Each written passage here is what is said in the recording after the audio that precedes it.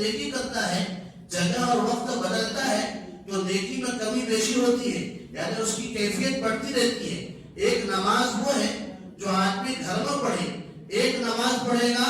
ایک نماز کا ثواب ملے گا، وہی ایک نماز مسجد میں آ کر پڑھے گا 25 نماز کا ثواب ملے گا، اور وہی ایک نماز جامع مسجد میں پڑھے گا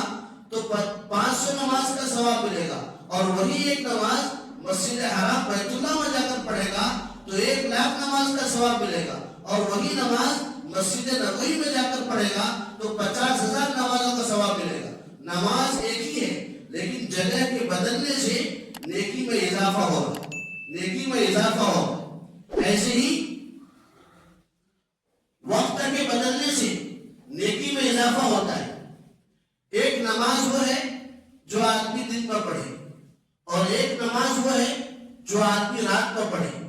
ایک نفل نماز وہ ہے جو آدمی دن میں ادا کرتا ہے، ایک نفل وہ ہے جو رات کو پڑھتا ہے، یعنی تہجد کی نماز ادا کرتا ہے۔ تو دن کا نفل تہجد کا مقابلہ نہیں کر سکتا۔ اللہ کے رسول صلی اللہ علیہ وسلم نے ارشاد فرمایا کہ فرض نمازوں کے بعد سب سے افضل نماز وہ تہجد کی نماز ہے۔ تو نفل دن کا بھی نفل ہے،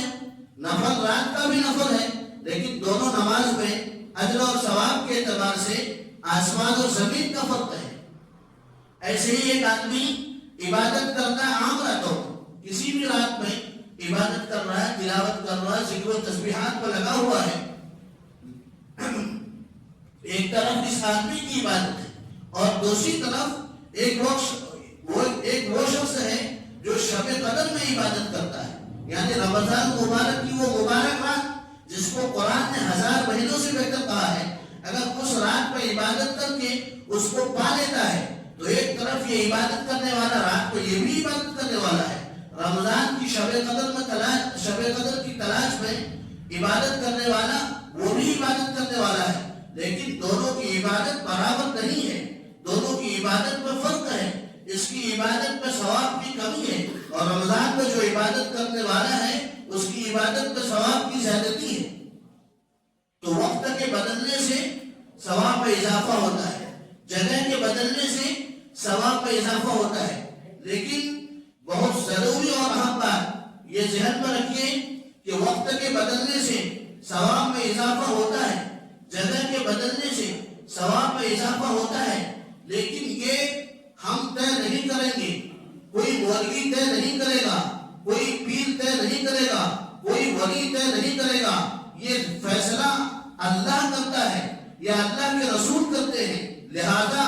دینداری یہ ہے، دیانتداری یہ ہے، دین اس کا نام ہے کہ جس مہینے کی، جس دن کی، جس رات کی جو فضیلت اللہ نے، اس کے رسول نے بتلائی ہے، اسی پر چلنا، اس کو اتنا ہی ماننا جتنا بتلایا ہے، اسی کیفیت پر رہنا جتنی کیفیت بتلائی گئی ہے، یہ دینداری ہے۔ اس کے نیچے کرنا، اس سے اوپر کرنا، اس کو بڑھانا، اس کو گھٹانا، یہ سب بے دینی ہے۔ کسی دن کی، کسی رات کی فضیلت اپنی طرف سے گڑھ لینا، اس کو بنا دینا، اس کو بڑی چیز سمجھنا، اور یہ کہنا کہ ذکر ہی تو کر رہے ہیں نا، عبادت ہی تو کر رہے ہیں، تلاوت ہی تو کر رہے ہیں، فلاں کام ہی تو کر رہے ہیں، کون سا گناہ کر رہے ہیں، کون سا چوری کر رہے ہیں، کون سا شراب پی رہے ہیں۔ آپ اس پر غصہ ہوتے ہیں، ناراض ہوتے ہیں کہ اس طرح چکر عبادت نہ کرو، فلاں کام نہ کرو، ہم کون سا غلط کام کر رہے ہیں۔ بھائی